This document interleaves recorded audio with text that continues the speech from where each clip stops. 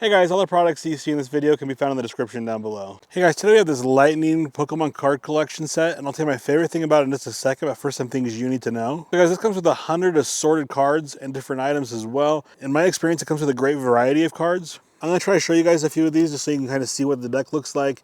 This is what I got. You guys are going to probably get, different things than I get, but in my experience, this thing came with a bunch of different good stuff and items.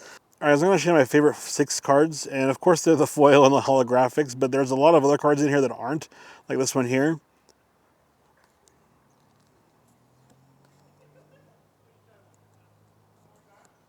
Mr. Mime, pretty cool. All right, guys, my favorite thing about this card deck has to be the fact that you get 100 cards for what you pay for, and then it comes with holographics and some foil cards, and you just don't know what you're going to get. It's well packaged, well boxed, and just for the value that you get, guys, this is a lot of cards, and there's just some cool stuff in here. I highly recommend this product. Thanks for watching. If you like what you saw, please subscribe. I appreciate it a ton. Have a good day, guys.